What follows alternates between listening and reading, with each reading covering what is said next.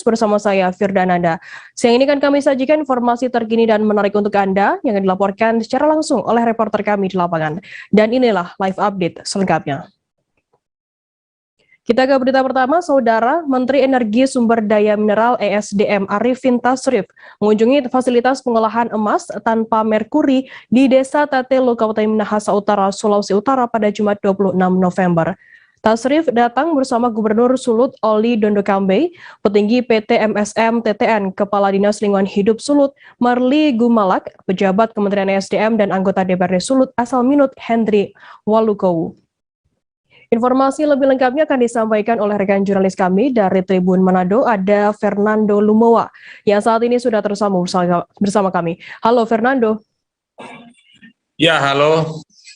Ya. Fernando, bisa Anda jelaskan terkait kunjungan Menteri SDM ke fasilitas pengolahan emas tanpa merkuri ini seperti apa informasinya? Baik, terima kasih. Menteri SDM Pak Arifin Tasrif kemarin itu mengunjungi fasilitas pengolahan emas tanpa merkuri di Desa Tatelu, Kecamatan Talawan, Kabupaten Minahasa Utara, Provinsi Sulawesi Utara. Nah, ini merupakan kunjungan seorang Menteri SDM yang pertama di daerah yang berstatus pertambangan skala kecil atau pertambangan rakyat, khususnya untuk pertambangan emas. Dan kemarin itu Pak Menteri didampingi oleh Gubernur Sulawesi Utara, Pak Oli Dondokambe, melihat seperti apa fasilitas pengolahan emas tanpa merkuri ini. Secara umum, Menteri mendapatkan penjelasan terkait dengan mekanisme, tahapan-tahapan dan proses dari pengolahan emas yang prosesnya itu tanpa menggunakan merkuri.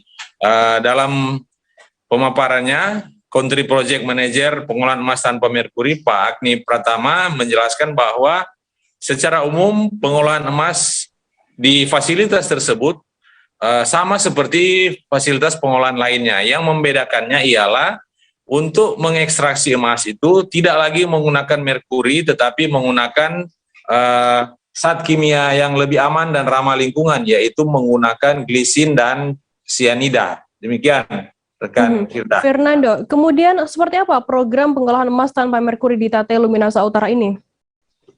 Ya, fasilitas pengolahan emas tanpa merkuri ini merupakan bagian dari program Emas Rakyat Sejahtera atau jika disingkat PERS, yang merupakan program yang diinisiasi oleh Kedutaan Besar Kanada melalui Yayasan Emas Artisanal Indonesia.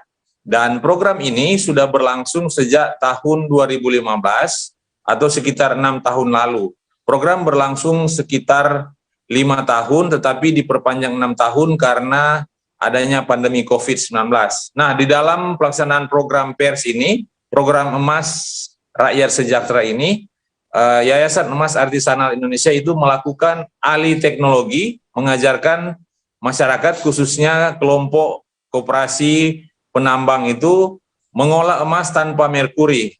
Tidak hanya dengan alih teknologi, dilakukan juga proses-proses pemberdayaan, pendampingan, konsultasi terkait dengan bidang ekonomi dan kesehatan. Demikian. Fernando, kemudian sejauh mana capaian program tersebut dan seperti apa dampaknya bagi masyarakat setempat? Nah, berdasarkan dengan penjelasan dari Country Project Manager PERS, Pak Agni Pratama, bahwa program Emas Rakyat Sejahtera, pengolahan emas tanpa merkuri di Tatelo ini merupakan satu di antara 9 proyek yang sama yang dilaksanakan oleh Yayasan Emas Artisanal di Indonesia dan Sulawesi Utara, salah satunya yaitu di Tatelo.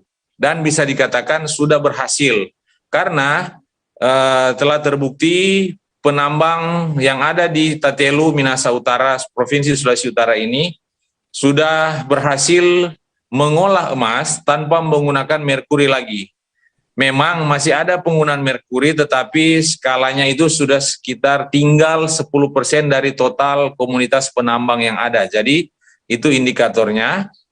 Dan kemudian mulai bulan ini fasilitas pengolahan emas tanpa merkuri tersebut sudah diserahkan sepenuhnya kepada koperasi penambang yang ada. Jadi Yayasan Emas Artisanal Indonesia telah menyerahkannya kepada masyarakat.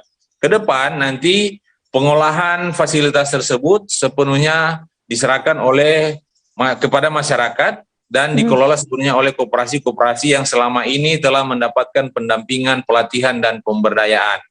Dan diharapkan ke depan semakin banyak masyarakat, khususnya penambang yang tidak menggunakan lagi merkuri sebagai ekstraktor, sebagai bahan kimia untuk mengekstraksi emas. Dan sesuai dengan target yang ditetapkan oleh Kementerian SDM, pada tahun 2025 Indonesia itu bebas merkuri di pertambangan, khususnya untuk pertambangan emas skala kecil atau yang biasa kita sebut pertambangan rakyat. Demikian rekan Firda dari saya. Baik, terima kasih rekan jurnalis dari Tribun Manado, Fernando Lumo, atas laporan Anda. Selamat bertugas kembali. Terima kasih. Kita beralih ke informasi selanjutnya, Saudara. Seorang wanita tua Grahita alias keterbelakangan mental berinisial Y, 21 tahun, asal Kasemen, Kota Serang, Banten, menjadi korban ruda paksa oleh tetangga dan pamannya hingga hamil. Korban dan orang tuanya sama-sama tunagrahita dan tinggal bersama pamannya Ede, 40 tahun, yang merupakan seorang buruh di wilayah Kecamatan Kasemen, Kota Serang. Sementara tetangga korban berinisial S, 46 tahun, seorang wira swasta tinggal di Kelurahan Banten, Kecamatan Kasemen, Kota Serang. Tak hanya sekali, korban diruda paksa sebanyak 6 kali oleh S. Informasi lebih lengkapnya akan disampaikan oleh rekan jurnalis kami dari Tribun Banten. Ada Milda Niati yang saat ini sudah tersambung sama kami. Halo Milda. Halo rekan Firda ya. Milda, bisa Anda jelaskan bagaimana kronologi peristiwa tersebut terjadi? Ya, peristiwa itu terjadi sekitar di bulan November, tepatnya di daerah Kasemen, Kota Serang. Nah, ketika itu korban berinisial Y berusia 21 tahun, dia usai melaksanakan sholat subuh. Dan ketika dalam perjalanan pulang, tetangga korban yang berinisial ED, yang berinisial S, maksudnya berusia 46 tahun, seorang wira swasta, dia memanggil korban untuk datang ke rumahnya. Kemudian korban yang menghampirinya dan ketika itu pula dilakukan aksi pelecehan terhadap korban di rumah si pelaku begitu. Nah, peristiwa itu dilakukan sebanyak 6 kali di kediamannya. Nah, tidak hanya itu, kemudian paman korban yang berinisial ED berusia 40 tahun pun melakukan hal serupa sebanyak 1 kali di rumahnya. Kebetulan korban ini dia tinggal bersama paman dan orang tuanya, begitu rekan Firda. Untuk pelakunya sendiri, apakah memang hanya ada 2 orang atau berdasarkan informasi yang Anda dapat, total ada berapa? Berdasarkan informasi dari Kapolres Serang Kota, KBP Maruli Ahiles Hutapea, bahwasanya sejauh ini korban berjumlah 2 orang, begitu Firda. Berarti memang tetangga dan juga paman dari korban sendiri. Untuk korban saat ini, bagaimana keadaan korban setelah diruda paksa oleh pelaku ini? Kabarnya korban saat ini sedang mengandung, begitu Firda, dan terdapat juga luka di sekitar bagian kemaluannya, begitu. Baik, Tribuners, jurnalis kami tadi juga sudah menghimpun keterangan dari Kapolres Serang Kota, AKBP Maruli Ahiles Hutapea. Berikut liputannya untuk Anda. Menerima laporan adanya dugaan pemerkosaan yang dilakukan oleh 2 orang laki-laki terhadap ponakan kandung, namun salah satu pelakunya adalah tetangga korban. Korban adalah memiliki kebutuhan khusus, artinya korban mengalami tunagrahita. Korban berumur 21 tahun, kondisi korban saat ini positif hamil. Kita langsung amankan, kita langsung periksa, dan pelaku mengakui perbuatan tersebut. Di mana salah satu pelaku yang tetangga korban memiliki istri, saat ini lagi bekerja TKW di luar negeri. Korbannya mengalami kebutuhan khusus, mengidap tunagrahita, artinya memiliki riwayat kemampuan untuk intelijensianya sedikit menurun. Jumlah pegawai ASN Kuningan mendadak menjadi model video konten TikTok dan model foto selfie. Hal itu ternyata bagian dari kegiatan lomba dalam serangkaian peringatan HUT Korpri Kuningan ke-50. Untuk kegiatan dan jumlah partisipasi lomba-lomba, diantaranya lomba menulis artikel diikuti oleh 50 orang, karaoke diikuti oleh 50 peserta, desain kaos Kuningan 12 peserta, dan lomba TikTok serta selfie edukasi diikuti oleh 84 peserta. Informasi lebih lengkapnya akan disampaikan oleh rekan jurnalis kami dari Tribun Cirebon. Ada Ahmad Rifai yang saat ini sudah tersambung bersama kami. Halo Rifai. Halo Firda. Ya, Rifai, bisa Anda jelaskan bagaimana pelaksanaan kegiatan HUT Korpri di Kuningan ini? Baik, dapat saya jelaskan untuk pelaksanaan kegiatan hari ulang tahun Korpri Kabupaten Kuningan cukup meriah dan memberikan edukasi terhadap lingkungan masyarakat sekitar. Kegiatan tersebut dilangsungkan di beberapa titik, terutama mengenai puncak kegiatan itu berada di Gedung Olahraga Ewangga yang berada di Kompleks Stadion Kabupaten Kuningan. Begitu, Firda. Kemudian alasan mengapa dilibatkan pelaku UMKM juga dan mengenalkan kopi di sana, apa alasannya? Untuk para UKM dalam mengikuti kegiatan HUT Korpri Kabupaten Kuningan, memang tidak sedikit menjajakan ataupun mempopulerkan produk-produk UMKM, terlebih mengenai komoditas kopi sendiri, karena Kabupaten Kuningan ini dikenal sebagai industri kopi ataupun memiliki lahan pertanian yang dominan terhadap kopi dari dua jenis, Robusta dan Arabica. Begitu, Firda. Rifai, kabarnya ada lomba-lomba yang melibatkan pegawai pemerintahan Kuningan di sana. Bagaimana pelaksanaannya?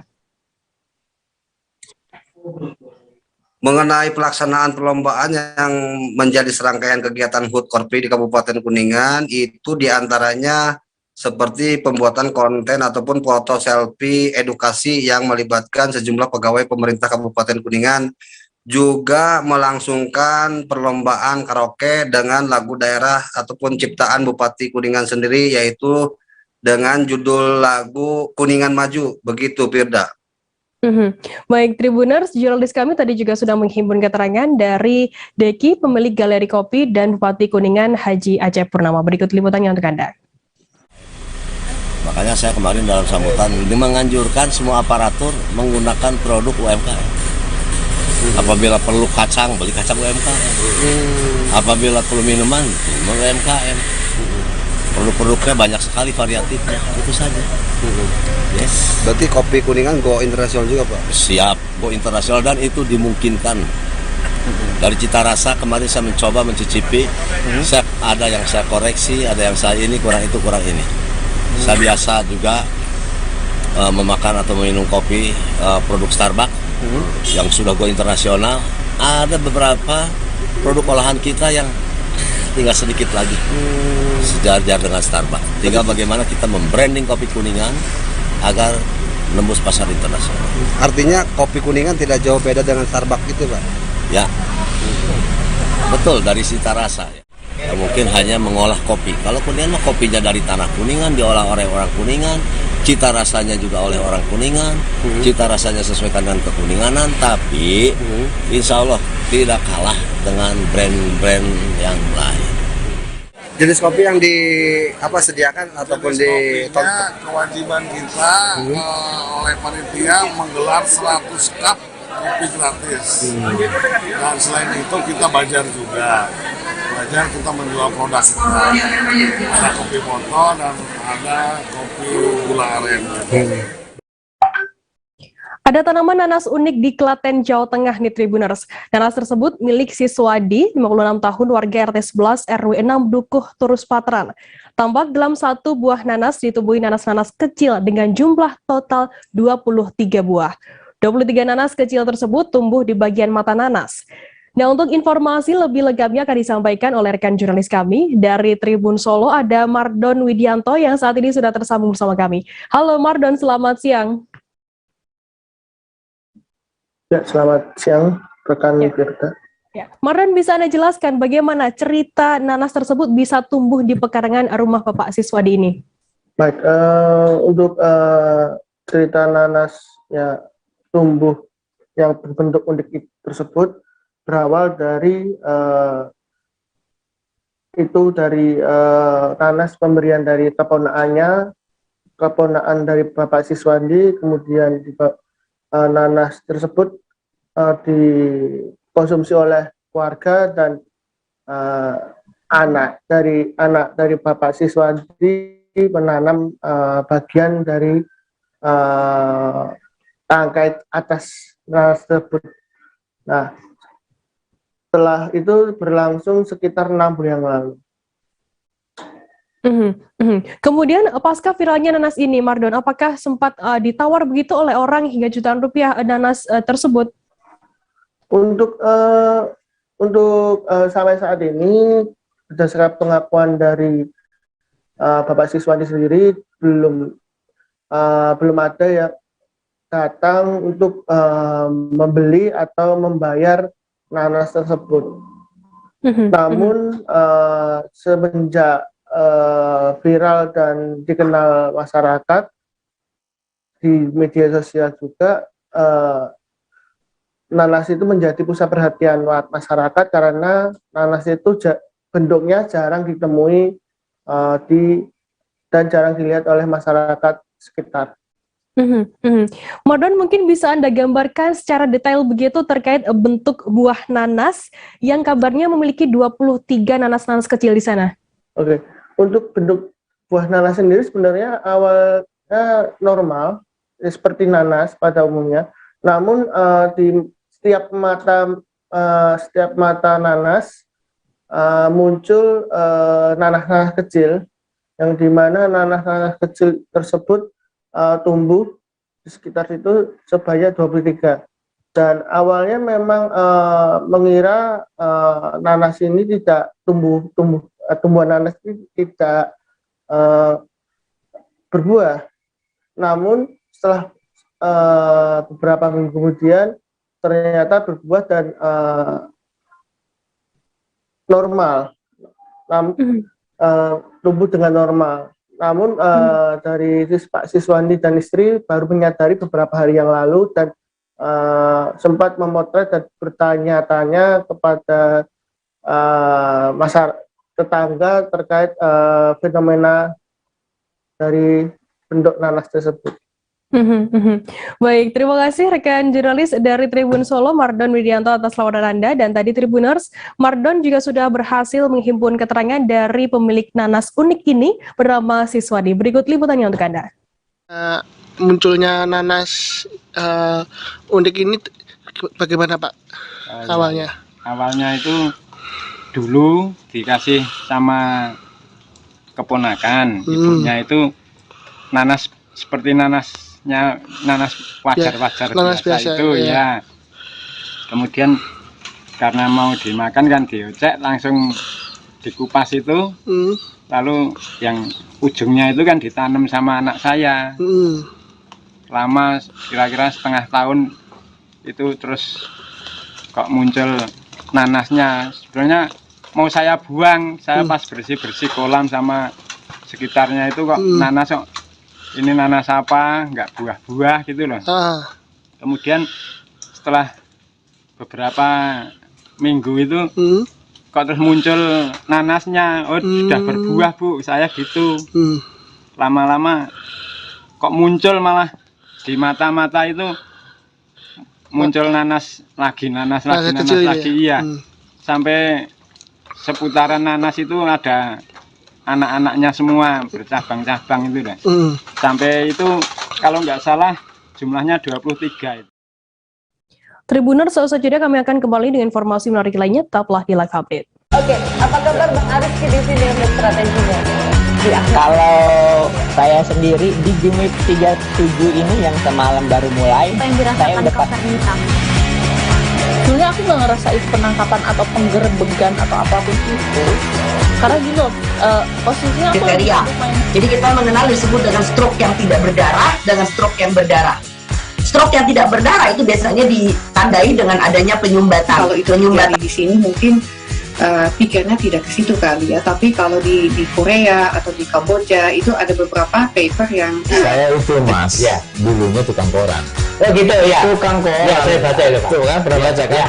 Jadi kalau saya jadi tanggap itu udah bersyukur banget si anak ini dijadikan sebagai tersangka begitu ya. Kalau ini kita bicara yang di luar kasus Situbondo ya, dengan nama hujan shower, di mana terdapat batas jelas antara daerah hujan dan tidak hujan yang biasanya terjadi pada fase awal mature stage atau tahap berbahaya itu Kang. Jadi mulai artinya terjadinya perlembekan. Nah itu untuk penetrasi akan sulit gitu ya.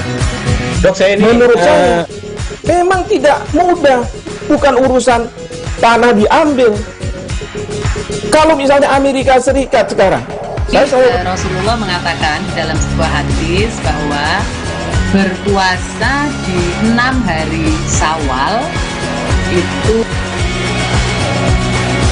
Oke, apa kabar Bang Arif di sini dengan strateginya? Kalau saya sendiri di Jumit 37 ini yang semalam baru mulai, saya udah pasti. Sebenarnya aku nggak ngerasa itu penangkapan atau penggerbegan atau apapun itu, karena gini loh, posisinya aku kriteria. Jadi kita mengenal disebut dengan stroke yang tidak berdarah dengan stroke yang berdarah.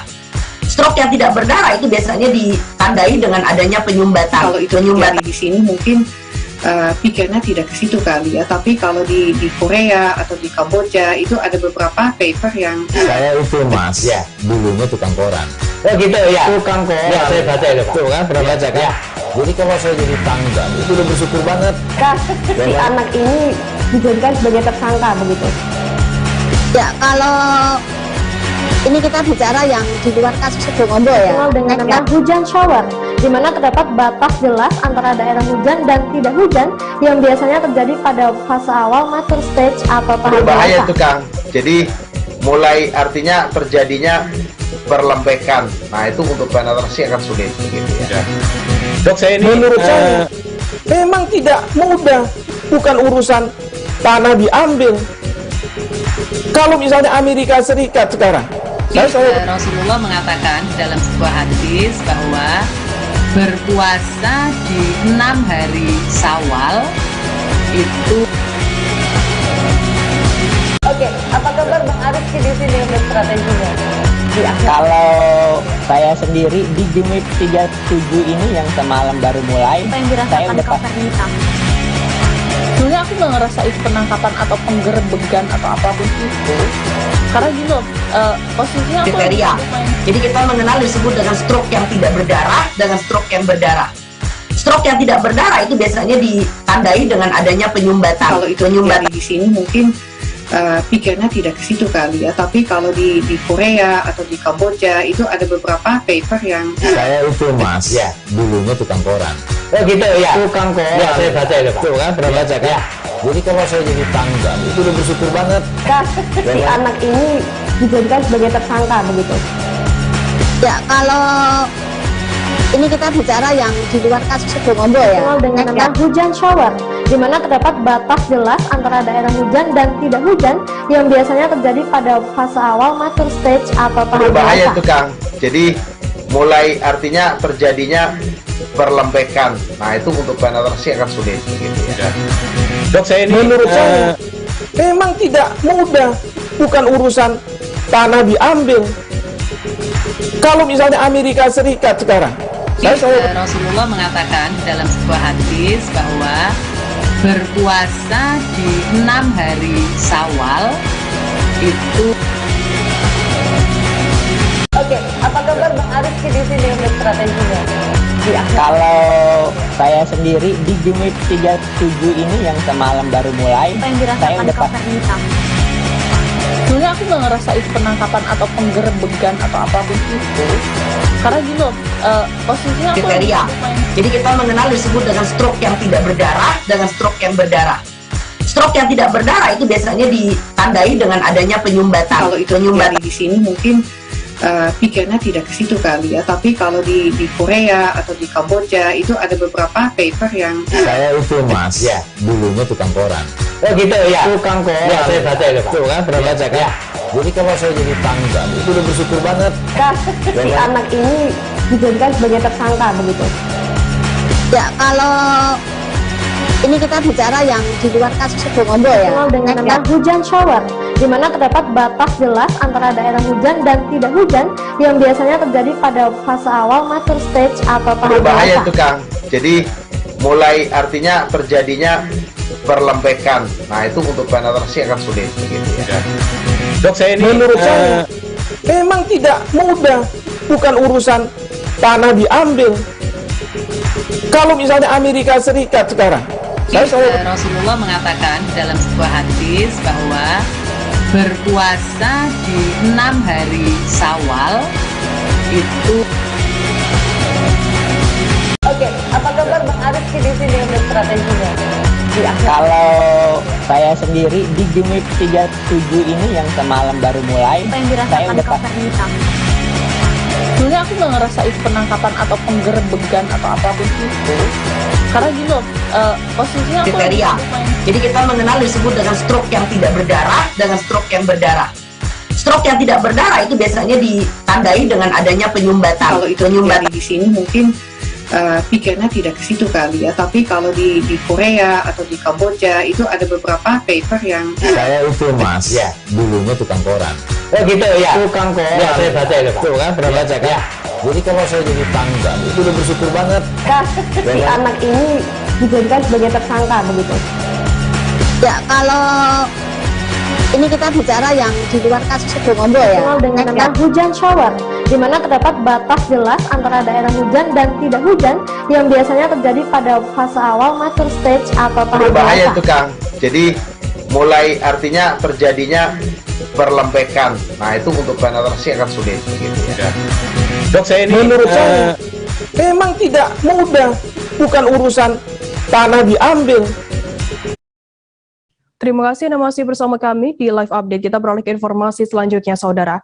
Artis Nirina Zubir mengakui kondisi kesehatan ayahandanya Zubir Amin dalam kondisi yang tidak sehat selama kasus dugaan penggelapan dan pemalsuan surat tanah keluarganya terkuak ke publik. Pasalnya 6 aset keluarga Nirina Zubir diduga digelapkan dan dipalsukan Riri Kasmita, mantan asisten rumah tangga ibundanya yang terjadi sejak tahun 2017. Nirina Zubir mengatakan ayahandanya sedang sakit stroke dan saat ini sudah 20 hari mendapatkan perawatan intensif di rumah sakit.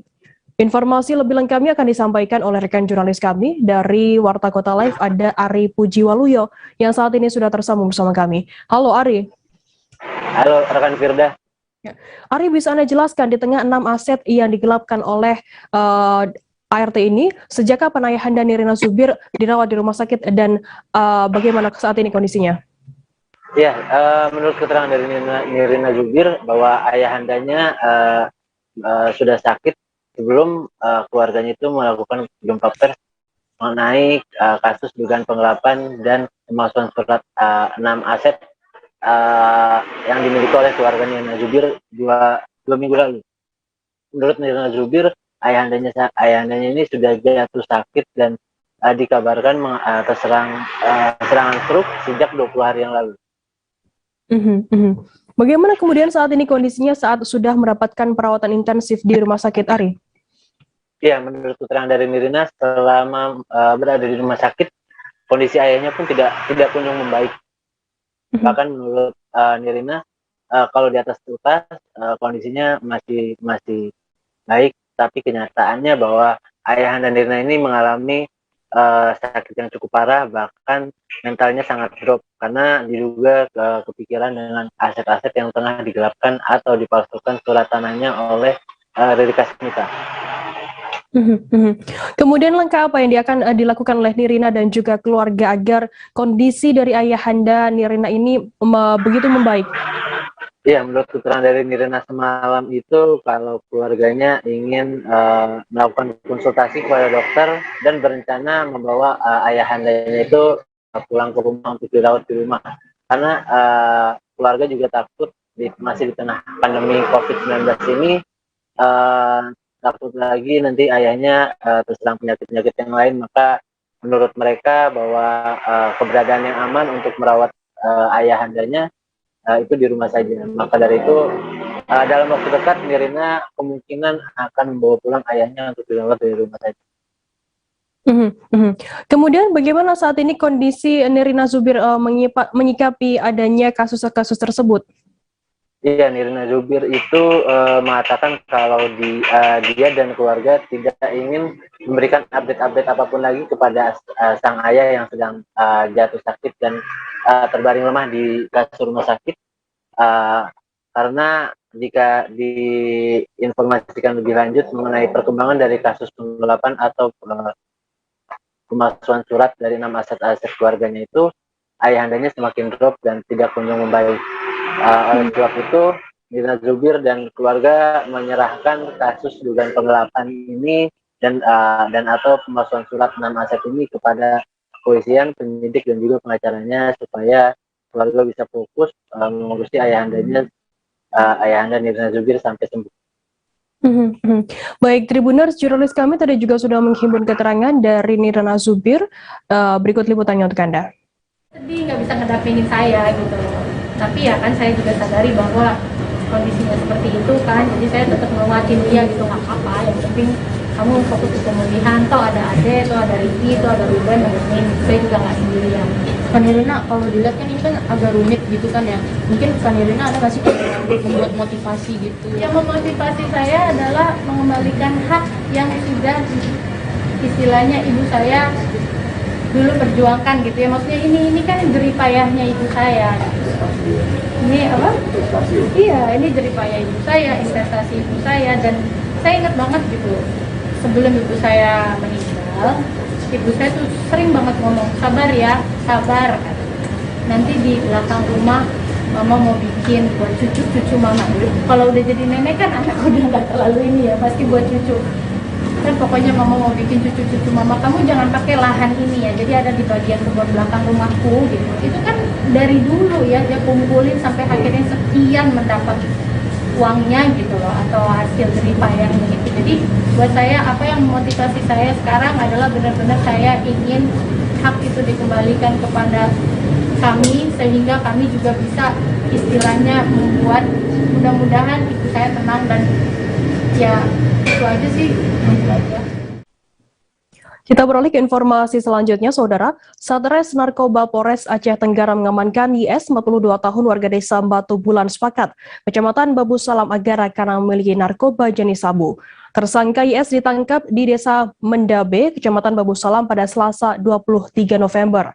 Kapolres Aceh Tenggara AKBP Bramanti mengatakan, dari tangan tersangka IS diamankan 16 bungkus narkotika jenis sabu yang masing-masing dibungkus dengan plastik warna putih bening dengan berat bruto 2,50 gram. Selain itu juga diamankan uang tunai sebesar Rp62.000 dari tangan pelaku. Informasi lebih lengkapnya akan disampaikan oleh rekan jurnalis kami dari Serambi News Indonesia. Ada Asnawi Lui yang saat ini sudah tersambung bersama kami. Halo Asnawi. Halo Beda. Asnawi, apakah memang di Aceh sendiri marak peredaran sabu di sana? Ya, untuk saat ini memang Aceh adalah darurat narkoba. Ada salah satunya Aceh Tenggara, peredaran narkoba begitu marak, khususnya para pemakai narkoba, Beda. Asnawi, dari mana sabu tersebut dipasok oleh pelaku IS ini? Ya, sabu ini Aceh Tenggara adalah daerah Aceh yang berbatasan dengan Sumatera Utara dan kita lebih dekat dengan Sumatera. Memang ada 2 titik yang diduga sebagai tempat pemasukan narkoba selain Sumatera Utara juga dari Piren, Beda. Asnawi, berdasarkan informasi yang Anda dapat dari lapangan begitu, apakah sabu ini memang sudah merambah begitu di semua elemen di Aceh Tenggara atau seperti apa informasinya? Memang peredaran sabu di Aceh Tenggara itu cukup meresahkan masyarakat Aceh Tenggara, Beda. Nah, sabu ini mereka jual dan edarkan di kalangan masyarakat bukan hanya pada pelajar, pejabat, namun juga di kalangan petani juga sudah terkontaminasi dengan penyalahgunaan narkoba sebagai pemakai. Mereka membeli paket sabu ini dengan paket-paket kecil di antara 100, 200 hingga 500 ribu per paket Beda. Kemudian bagaimana untuk komitmen dari pihak kepolisian sendiri untuk memberantas penggunaan narkoba di Aceh Tenggara? Jajaran Kepolisian Polres Aceh Tenggara di bawah Sat Narkoba Polres Aceh Tenggara, Ibtu Sabrianda SH berkomitmen untuk memberantas peredaran narkoba di desa-desa. Nah, beliau berharap adanya peran serta dari para kepala desa atau aparatur desa bersama tokoh masyarakat untuk ikut membantu tugas kepolisian dalam memberantas narkoba. Karena tidak mungkin polisi dapat bekerja tanpa dukungan masyarakat. Nah, informasi yang diharapkan kepolisian adalah masyarakat dapat memberikan informasi dugaan terjadinya transaksi atau penyalahgunaan narkoba, yaitu sabu cegah. Baik, terima kasih rekan jurnalis dari Serambi News Indonesia, Asna Wilwi atas laporan Anda. Selamat bertugas kembali. Kita beralih ke informasi selanjutnya, Saudara. Warga Pariaman menanggapi rencana larangan peredaran minyak goreng curah melalui Peraturan Menteri Perdagangan Nomor 36 Tahun 2020 tentang minyak goreng sawit wajib kemasan. Pasal 27 dalam aturan tersebut menyatakan bahwa minyak goreng sawit curah yang beredar di pasar masih dapat diperdagangkan hingga tanggal 31 Desember 2021. Informasi lebih lengkapnya akan disampaikan oleh rekan jurnalis kami dari Tribun Padang, ada Wahyu Bahar yang saat ini sudah tersambung bersama kami. Halo Wahyu. Halo Firda. Wahyu, bisa Anda jelaskan apakah pedagang di sana sudah mengetahui soal aturan Kementerian Perdagangan tersebut? Baik Firda, Tribuners.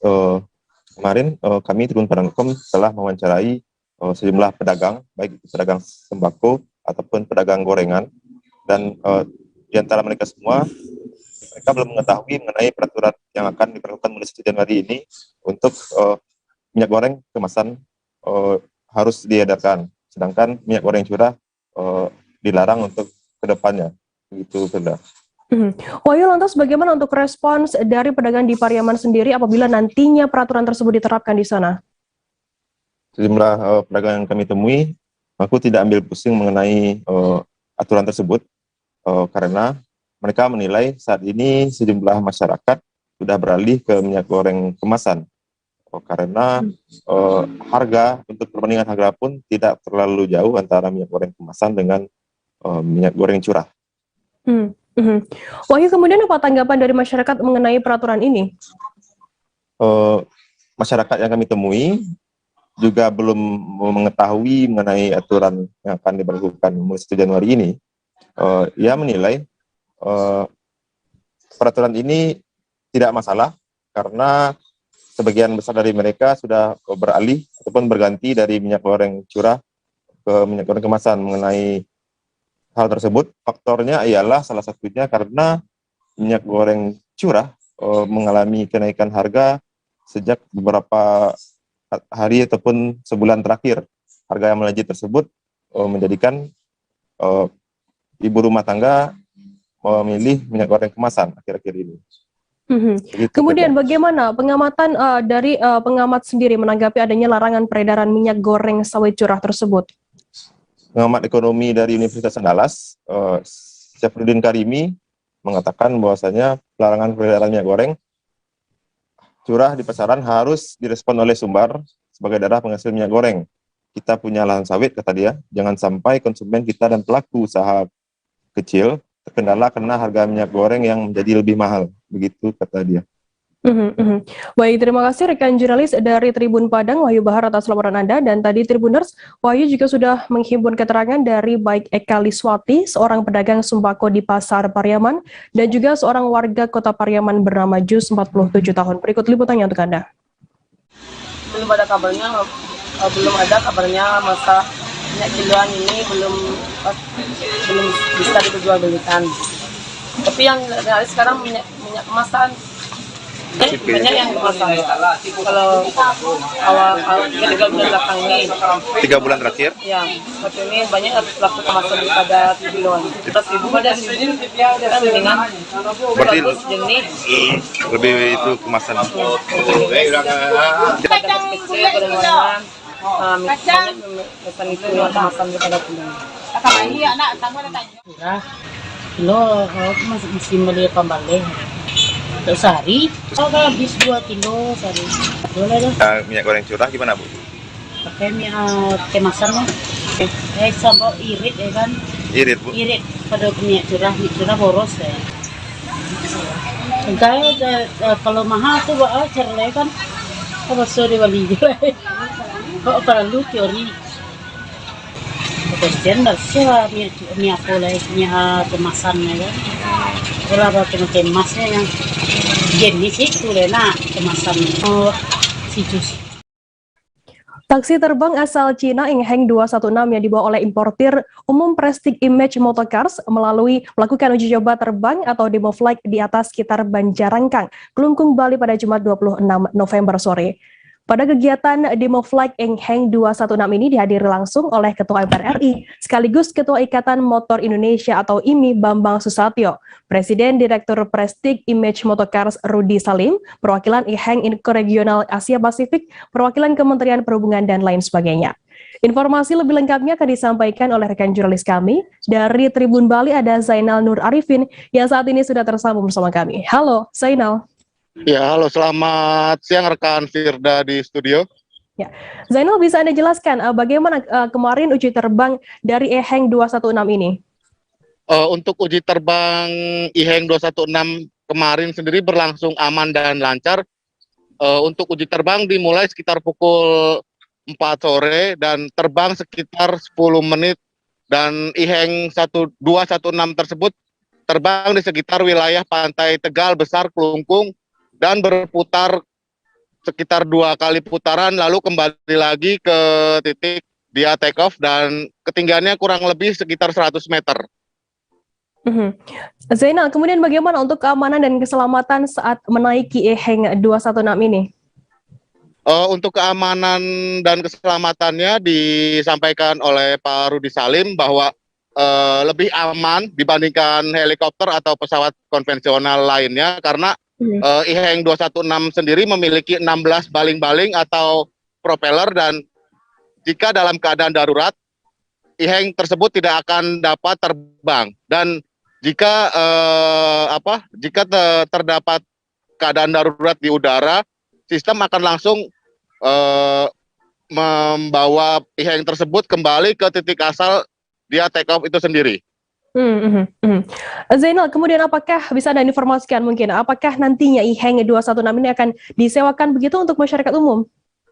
Dari informasi yang didapatkan kemarin bahwa disampaikan akan dapat disewa oleh masyarakat umum, tetapi tidak dalam waktu dekat, karena saat ini pihak dari Prestige Motorcars sendiri tengah menunggu terbitnya sejumlah regulasi, di mana regulasi tersebut yang harus dipenuhi sebanyak sekitar 10 regulasi, dan saat ini dari Prestige sendiri baru memenuhi sekitar 5 regulasi, dan tarifnya sendiri kurang lebih ratusan ribu rupiah, dan untuk durasi terbang sendiri masyarakat umum dapat menikmati 6 atau 12 menit terbang di udara menaiki Ingheng 216 itu sendiri. Demikian. Baik, terima kasih rekan jurnalis dari Tribun Bali, Zainal Nur Arifin, atas laporan Anda. Dan tadi Tribuners, Zainal juga sudah menghimpun keterangan dari Presiden Direktur Prestige Image Motorcars Rudi Salim. Berikut liputannya untuk Anda. Di 8 kota, lebih dari 8 negara, lebih dari 40 kota. Tingkat keselamatannya malah sebenarnya jauh lebih aman dibandingkan helikopter konvensional seharusnya, karena mempunyai 16 baling-baling. Jadi jika ada keadaan darurat, yang pertama dilakukan adalah alert system, jadi tidak akan terbang jika ada keadaan darurat. Jika terjadi di udara, bahkan ketika propeller tidak berfungsi sampai 3 sekalipun, masih bisa terbang, lebih aman dibandingkan helikopter yang hanya mempunyai 1 propeller. Lalu ada sistem keamanan lainnya, yaitu kembali ke titik asal sesegera mungkin dan mendarat sesegera mungkin. Jadi jauh lebih aman daripada pesawat udara konvensional. Kita beralih ke informasi selanjutnya, Saudara. Ratusan personel gabungan menyisir lokasi rawan tawuran di utara kota Makassar pada Jumat 26 November malam. Penyisiran tersebut dilakukan oleh tim gabungan Polres Pelabuhan Makassar, Samapta Polda Sulsel, dan tim Garnisun Kodim 1408 BS Makassar. Ada 2 lokasi yang disasar, yakni di Jalan Barukang dan wilayah Cambaya. Informasi lebih lengkapnya akan disampaikan oleh rekan jurnalis kami dari Tribun Timur, ada Muslimin Emba yang saat ini sudah tersambung bersama kami. Halo Emba.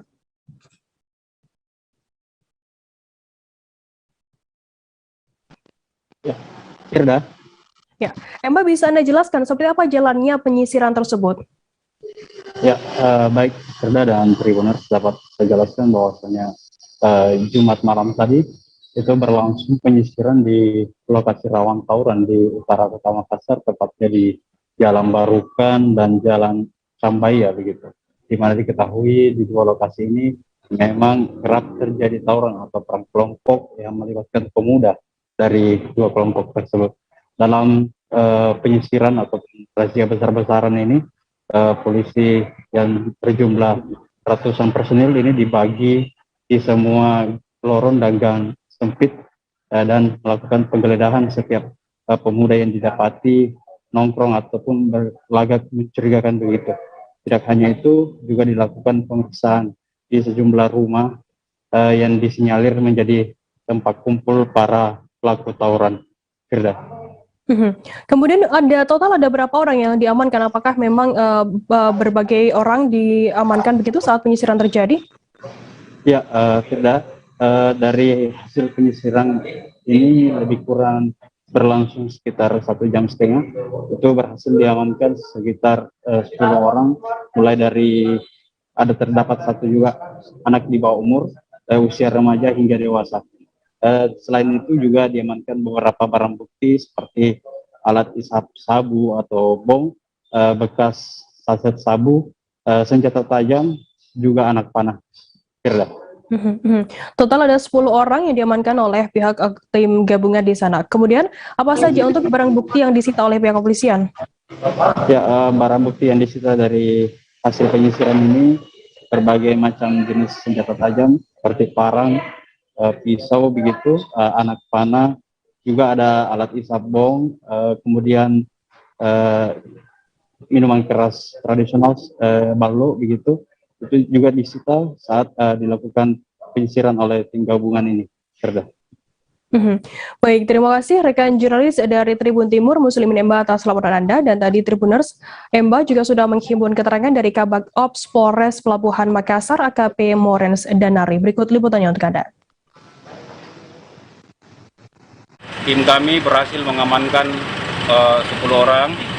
Adapun barang bukti yang diamankan 3 bilah parang, ya, terus alat isap sabu, lem, busur, dan ada juga tadi satu cerigen itu dalam ballo atau arak, seperti itu ya.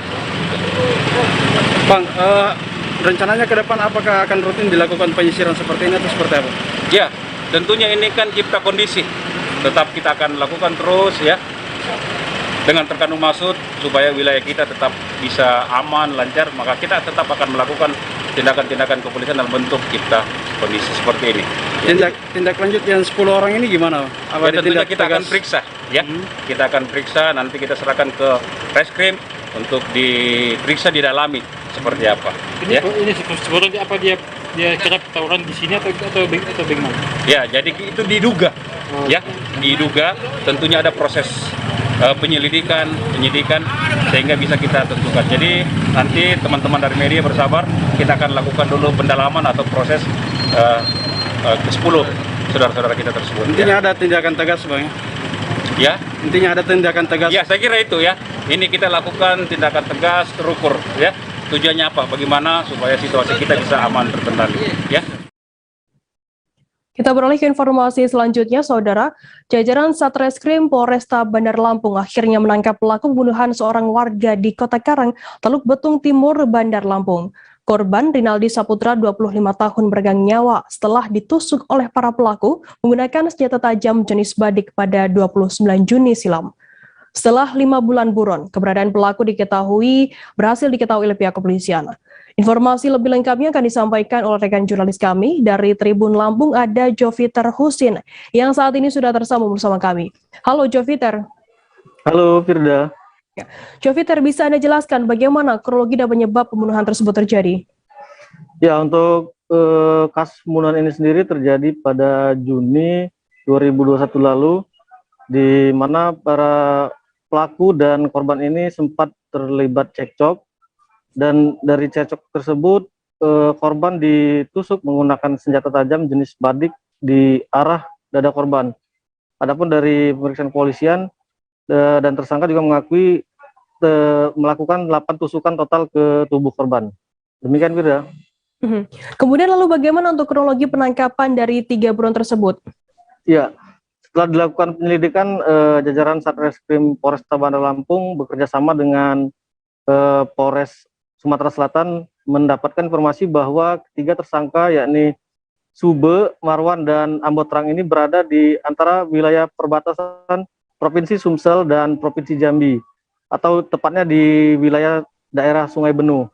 Ketiga tersangka diamankan di satu tempat yang sama, dan menurut Kasat Reskrim, selama pelarian ketiga tersangka ini bekerja sebagai seorang nelayan. Demikian, Firda. Dalam 5 bulan buron tersebut, apakah memang tiga pelaku ini memang sempat kabur begitu ke beberapa lokasi atau seperti apa informasinya? Ya, dari keterangan Kasat Reskrim Polresta Bandar Lampung, Kompol Devi Sujana mengatakan bahwa ketiganya pasca kejadian langsung kabur menuju wilayah perairan Sungai Benuh. Ketiga tersangka ini diantar oleh seorang tersangka yang bernama Ambotrang untuk menunjukkan jalan atau berperan sebagai untuk menyembunyikan kedua tersangka tersebut. Demikian, Firda. Mungkin bisa Anda jelaskan secara detail gitu untuk peran dari 3 tersangka ini? Ya, untuk peran sendiri ada 2 pelaku utama yang melakukan penusukan, yakni Sube dan Marwan, sedangkan Ambotrang hanya berperan untuk menyembunyikan kedua tersangka. Diketahui bahwa tersangka Marwan itu melakukan 5 tusukan ke dada korban, sedangkan Marwan 3 tusukan. Demikian, Firda. Baik, Tribuners, jurnalis kami tadi juga sudah menghimpun keterangan dari Kasat Reskrim Polresta Kompol Devi Sujana. Berikut liputannya untuk Anda. Mengamankan 2 orang pelaku pembunuhan yang terjadi di Teluk Betung Timur, ya, pada bulan Juni tahun ini. Tersangka ini sejak melarikan diri di sana bekerja sebagai nelayan, ya. Ini 2 tersangka, ini Marwan, ya. Kemudian ini Ahmad alias Sube. Ini pelaku pembunuhannya yang viral di CCTV. Adapun Sube ini adalah DPO kasus pembunuhan juga di Polres Bone tahun 2011. Jadi kami juga sekarang sedang berkoordinasi dengan Polres Bone untuk proses selanjutnya, karena sampai sekarang masih DPO di sana. Ya. Kemudian ini yang satu lagi, Rinaldi, ya. Ambotrang ini, jadi peran dia adalah membantu melarikan orang ini ke sana, ya, ke sana. Jadi ini membantu melarikan diri, dan juga mereka bertiga diamankan pada saat bersamaan di tempat yang sama. Gitu. Jadi peran-perannya yang membunuh ini 2. Awalnya korban ini cekcok dengan Marwan, kemudian lari, dikejar, tusuk, jatuh, ditusuk lagi sama ini. Lari, dibantu oleh Ambotrang ini. Pasal yang diterapkan, dong? Pasal diterapkan pasal 338 sub 170 ayat 2. Ancaman maksimal 15 tahun penjara. Tribuners, kita akan jeda sejenak, tetaplah di Live Update. Oke, apa kabar Bang Arif di sini untuk strateginya? Kalau saya sendiri di Jumip 37 ini yang semalam baru mulai, saya udah pasti. Sebenarnya aku nggak ngerasain penangkapan atau penggerebegan atau apapun itu, karena gini loh, posisinya aku kriteria. Jadi kita mengenal disebut dengan stroke yang tidak berdarah dengan stroke yang berdarah. Stroke yang tidak berdarah itu biasanya ditandai dengan adanya penyumbatan. Kalau itu penyumbatan di sini mungkin pikirnya tidak ke situ kali ya, tapi kalau di Korea atau di Kamboja itu ada beberapa paper yang saya itu mas, ya dulunya tukang koran. Oh gitu ya, tukang koran. Ya saya baca itu, tuh kan pernah baca kan. Jadi kalau saya jadi tanggal itu udah bersyukur banget. Si anak ini dijadikan sebagai tersangka begitu. Ya, kalau ini kita bicara yang di luar kasus Situbondo ya, dengan nama hujan shower, di mana terdapat batas jelas antara daerah hujan dan tidak hujan yang biasanya terjadi pada fase awal mature stage atau tahap bahaya itu Kang. Jadi mulai artinya terjadinya perlembekan. Nah itu untuk penetrasi akan sulit begitu ya. Dok, saya ini menurut saya memang tidak mudah, bukan urusan tanah diambil. Kalau misalnya Amerika Serikat sekarang, Rasulullah mengatakan dalam sebuah hadis bahwa berpuasa di 6 hari Syawal itu. Oke, apa kabar Bang Arifki di sini untuk strateginya? Kalau saya sendiri di Jumip 37 ini yang semalam baru mulai, Apa yang saya dirasakan udah Kak Fernita? Sebenarnya aku nggak ngerasain penangkapan atau penggerbegan atau apapun itu, karena gini loh, posisinya aku Kriteria. Jadi kita mengenal disebut dengan stroke yang tidak berdarah dengan stroke yang berdarah. Stroke yang tidak berdarah itu biasanya ditandai dengan adanya penyumbatan. Kalau itu terjadi di sini mungkin pikirnya tidak ke situ kali ya, tapi kalau di Korea atau di Kamboja itu ada beberapa paper yang Saya itu mas, ya dulunya tukang koran. Oh gitu ya. Tukang koran. Ya saya baca ya Pak. Tuh kan pernah baca kan? Ya. Jadi kalau saya jadi tanggal itu udah bersyukur banget. Si anak ini dijadikan sebagai tersangka begitu. Ya, kalau ini kita bicara yang di luar kasus Sebongombo ya, dengan nama hujan shower, di mana terdapat batas jelas antara daerah hujan dan tidak hujan yang biasanya terjadi pada fase awal mature stage atau tahap Berbahaya dewasa. itu Kang. Jadi mulai artinya terjadinya perlembekan. Nah itu untuk penetrasi akan sulit begitu ya. Dok, saya ini menurut saya memang tidak mudah, bukan urusan tanah diambil.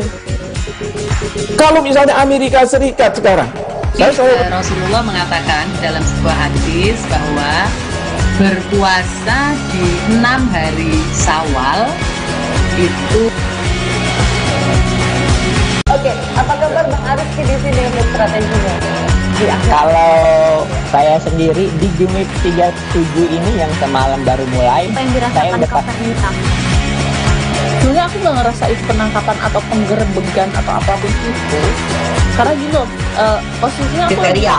Jadi kita mengenal disebut dengan stroke yang tidak berdarah dengan stroke yang berdarah.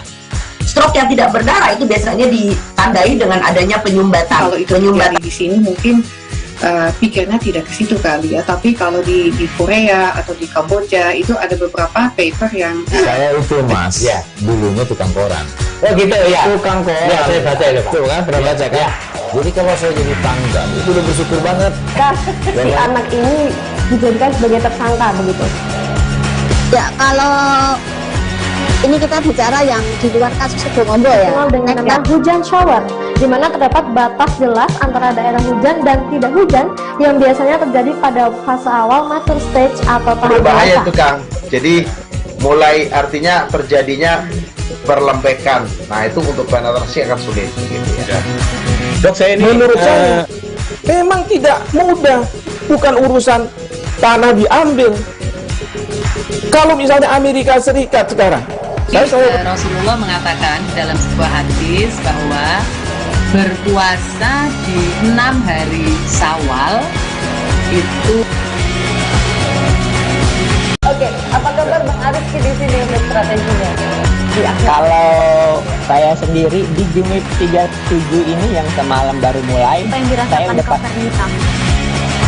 Sebenarnya aku nggak ngerasain penangkapan atau penggerbegan atau apapun itu, karena gini loh, posisinya aku Kriteria. Jadi kita mengenal disebut dengan stroke yang tidak berdarah dengan stroke yang berdarah. Stroke yang tidak berdarah itu biasanya ditandai dengan adanya penyumbatan. kalau itu terjadi di sini mungkin pikirnya tidak ke situ kali ya, tapi kalau di Korea atau di Kamboja itu ada beberapa paper yang Saya itu mas, ya dulunya tukang koran. Oh gitu ya. Tukang koran. Ya saya baca ya Pak. Tuh kan pernah baca kan? Ya. Jadi kalau saya jadi tanggal itu udah bersyukur banget. Si anak ini dijadikan sebagai tersangka begitu. Ya, kalau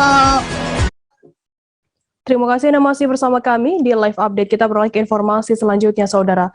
Siswa SMP Negeri 1 Moro bernama Fitri Ramadhani, 16 tahun, membutuhkan uluran tangan sesama. Ia mengalami insiden tidak sengaja menelan 2 jarum pentul sekaligus dan harus dilarikan ke Rumah Sakit Umum Daerah Muhammad Sani. Berdasarkan hasil ronsen pihak rumah sakit, 2 jarum tersebut terlihat jelas berada di saluran pencernaannya. Informasi lebih lengkapnya akan disampaikan oleh rekan jurnalis kami dari Tribun Batam, ada Yeni Hartati, yang saat ini sudah tersambung bersama kami. Halo Yeni. Ya, halo Firda. Yeni, bisa Anda jelaskan mungkin kronologi remaja 16 tahun tersebut bisa tertelan jarum? Baik, bermula itu pada Kamis 16 November 2021, di mana khususnya Kabupaten Karimun sendiri telah melaksanakan pembelajaran tatap muka dengan pembagian shift. Nah, namun seperti yang dilakukan oleh SMP Negeri 1 Moro, tepatnya di Fitri Ramadhani, saat itu sedang sekolah ya, seperti biasa, kalayak anak pada umumnya, mereka bercanda dengan teman-teman sekelasnya dengan meletakkan atau menggigit 2 jarum pentul yang diletakkan di bibirnya. Kemudian tanpa sengaja asik bercanda dan ia minum air putih ya, seperti itu.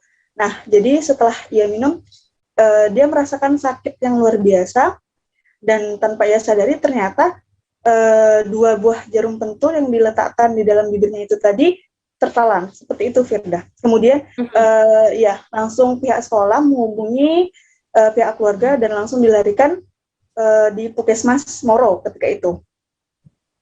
Kemudian bagaimana kondisi dan penanganan pasca anak ini menelan jarum pentul tersebut? Nah, baik.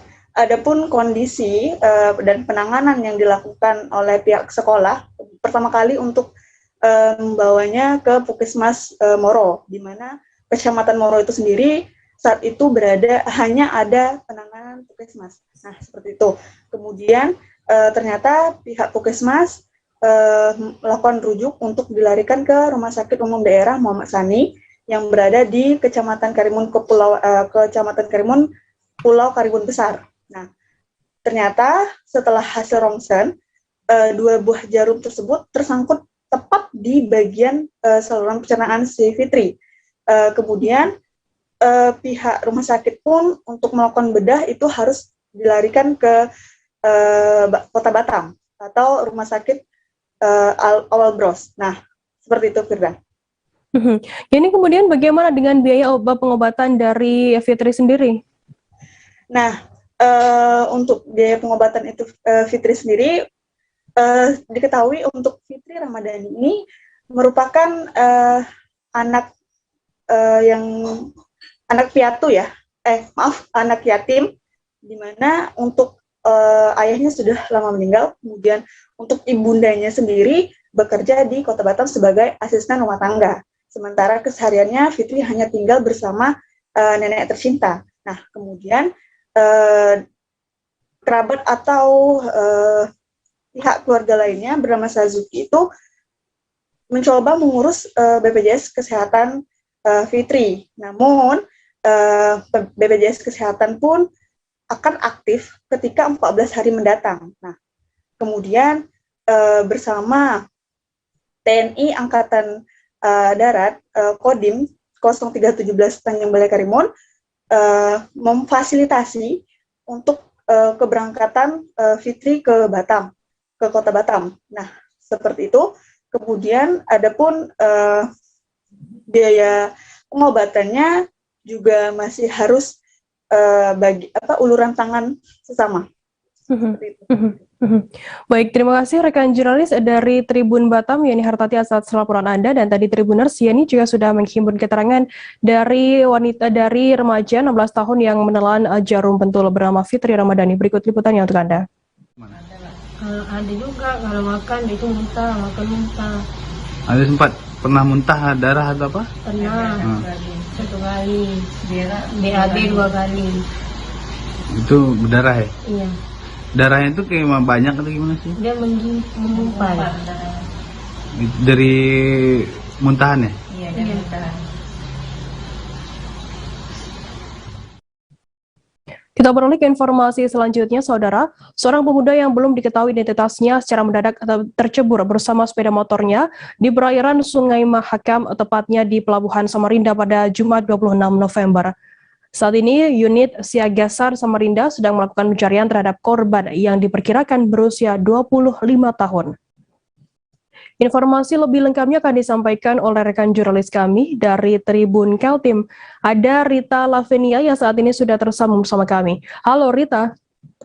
Ya, halo Firda dan Tribuners. Ya, Rita, mungkin bisa Anda jelaskan dari keterangan saksi di sana bagaimana untuk kronologi awal mengapa Mr. X ini tercebur ke sungai? Oke, untuk diketahui kejadiannya sekitar pukul 22.30 waktu Indonesia Tengah, Firda dan Tribuners. Saat itu saksi mata sedang melakukan patroli di sekitaran pelabuhan Samarinda.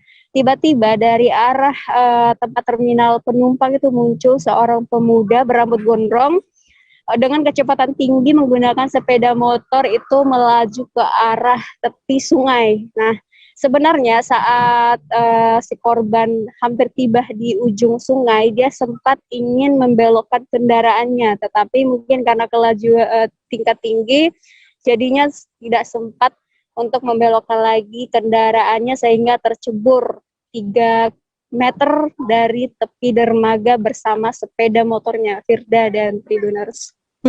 Rita, apakah saat ini sudah ada petunjuk begitu dari pihak petugas sendiri terkait identitas dari korban?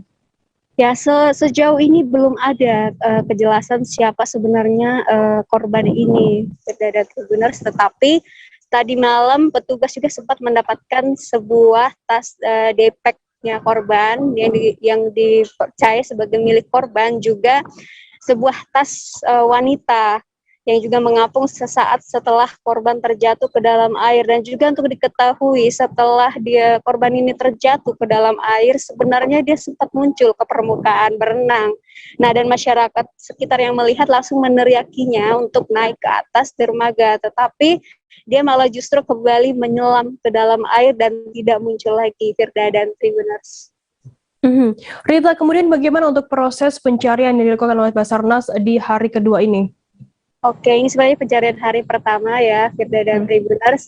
Untuk pencarian hari ini, Basarnas tidak melakukan penyelaman karena yang tenggelam adalah unit sepeda motor. Tadi Koordinator Unit SAR Samarinda Dwi Adi Wibowo mengatakan bahwa jika itu unit sebuah mobil, maka mereka dan memungkinkan korban terjebak di dalam mobil, mereka akan melakukan penyelaman unit. Tapi karena hanya sepeda motor, mereka hanya melakukan searching atau penyisiran sejauh 2 km dari titik jatuh awal korban, kita dan Tribuners.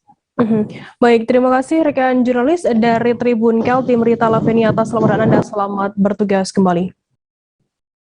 Kita beralih ke informasi selanjutnya, Saudara. Sekelompok orang tak dikenal bersenjata tajam menyerang asrama mahasiswa Universitas Halu Oleo UHO.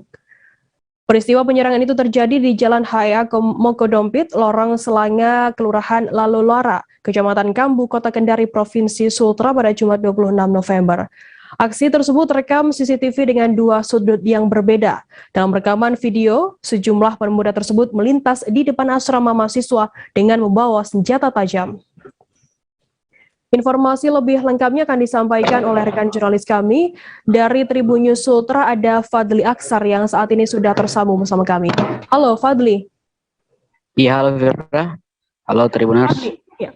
Bisa Anda jelaskan bagaimana untuk kronologi penyerangan OTK bersenjata tajam ini? Ya, baik. Kronologi penyerangan OTK ini awalnya dalam rekaman CCTV sejumlah orang tak dikenal ini datang secara bergerombol atau berkelompok, kemudian melintas di depan asrama mahasiswa Universitas di Jalan Salangka, Kelurahan Lara, Kecamatan Kambu, Kota Kendari, Provinsi Sulawesi Tenggara pada Jumat 26 November 2021 siang kemarin. Mereka terlihat memegang dan membekali diri dengan sejumlah senjata tajam seperti parang tak lama. Kemudian terlihat seorang pria penghuni salah satu asrama lari masuk ke dalam kamar kosnya. Saat itu dia dikejar oleh 3 orang membawa senjata tajam jenis parang. Kemudian untung saja pria ini cepat masuk ke dalam kos sehingga dirinya selamat, karena salah satu dari orang tak dikenal ini membawa sempat menghunuskan parang ke badan pria tersebut. Karena tak mendapatkan atau tak berhasil membacok pria tersebut, salah satu OTK ini kemudian menghancurkan atau memotong jendela di salah satu kos asrama mahasiswa Universitas Haloleo. Demikian. Fadli, kemudian seperti apa tindakan dari pihak kepolisian sendiri terkait penyerangan asrama mahasiswa ini? Ya, tindakan kepolisian sendiri saat dikonfirmasi Direktur Reserse Kriminal Umum Kepolisian Daerah Sulawesi Tenggara AKBP Bambang Wijanarko membenarkan kejadian ini, namun pihaknya belum menjelaskan mengenai penyebab dari penyerangan asrama mahasiswa ini.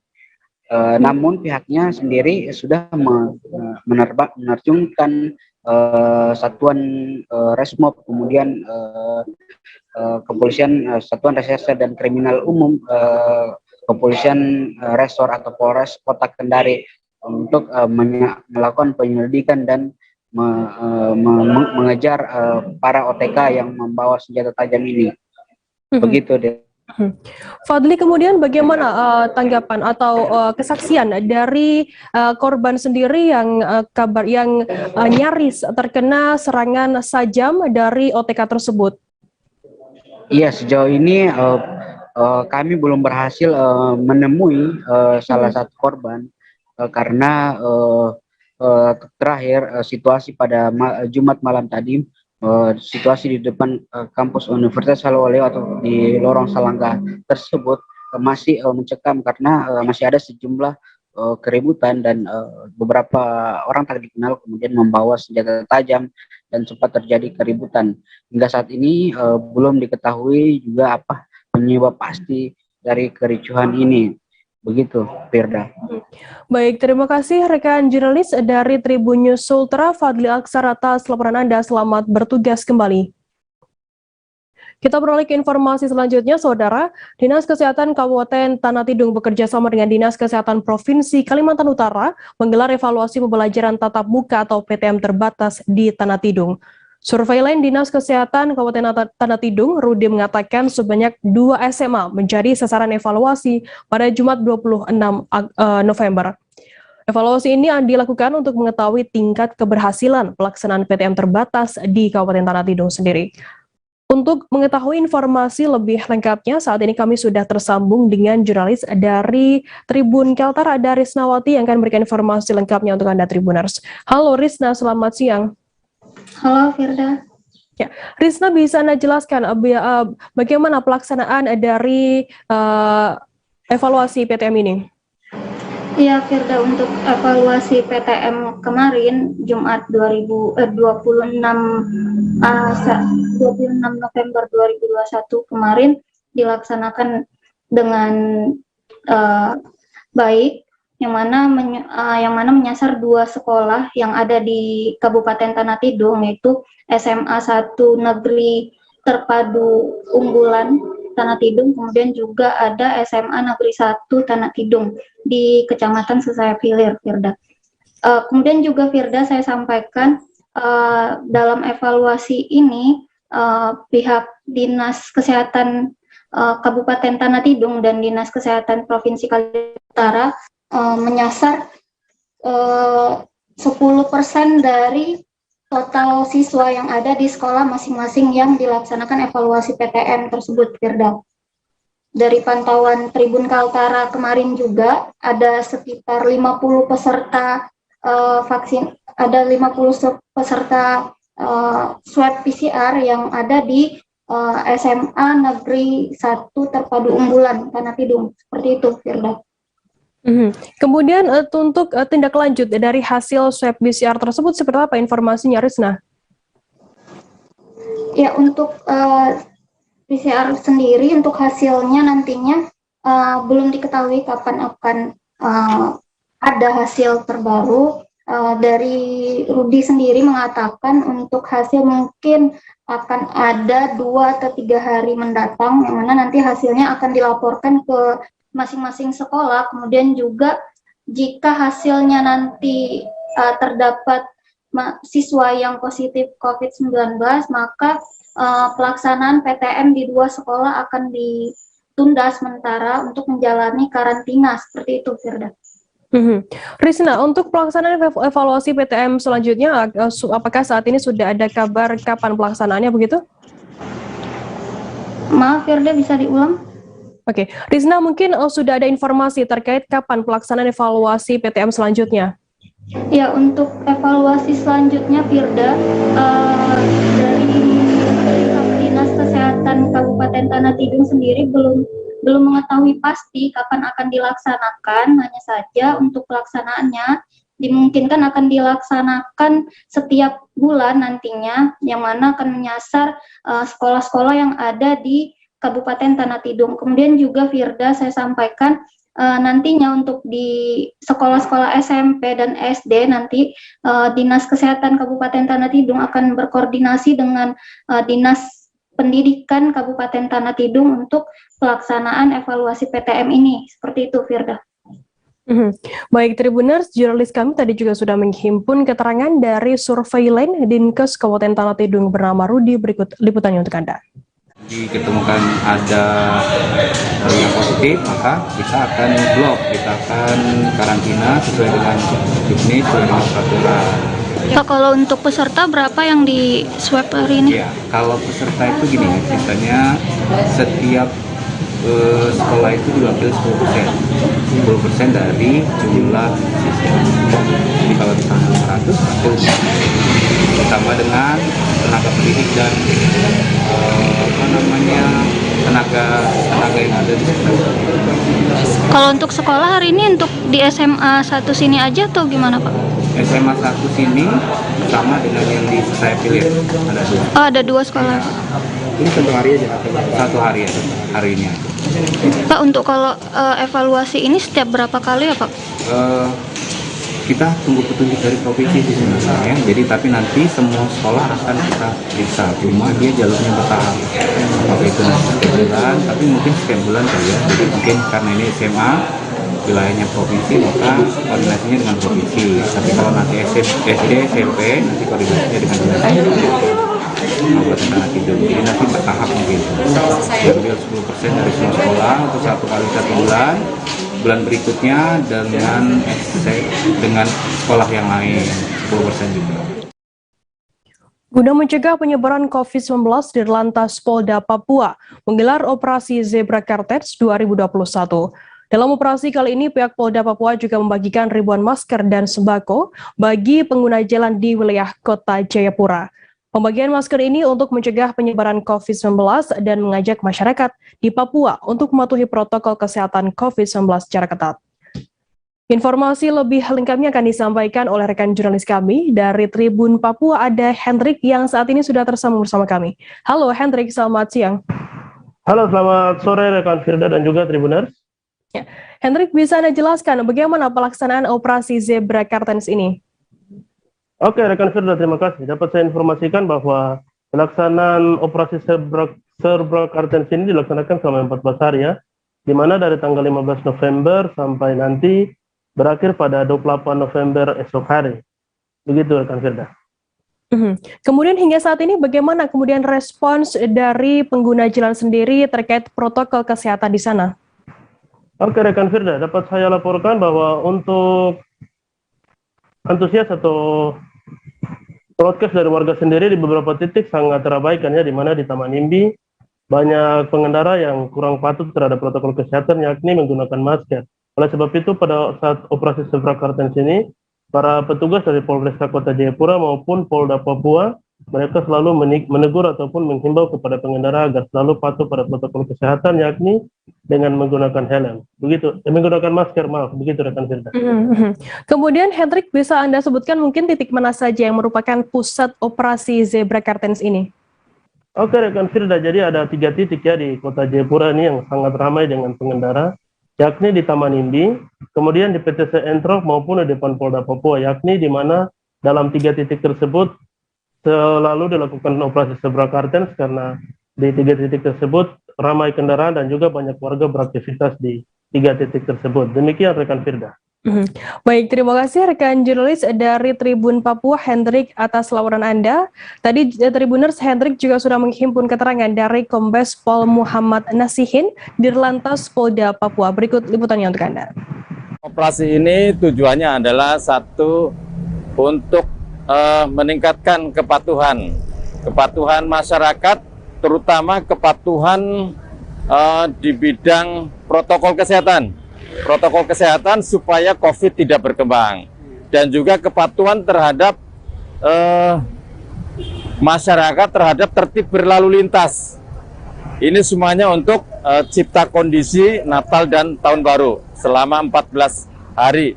Kita laksanakan cara-cara bertindak dengan edukatif. Kita ingin mengajak masyarakat khususnya pemakai jalan itu disiplin yang permanen, ya, permanen, bukan disiplin yang instan dengan penegakan hukum, tetapi dengan langkah-langkah yang persuasif dan edukatif. Demikian. Kita kan bukan di jalan saja nih ya. Ada yang jalan, ada yang di pangkalan, kemudian ada yang di terminal, dan juga ada yang di termasuk sekolahan-sekolahan. Kita menyasar pelanggarannya yang banyak dilakukan apa? Ini anak-anak muda kan cukup banyak ya. Ini sudah cukup banyak edukatif kita berikan di hari yang ke-11 ini sudah sampai keseluruhan ya. Keseluruhan itu bisa sampai 2.000 itu. Tribuners, informasi tadi sekaligus menutup perjumpaan kita dalam live update hari ini.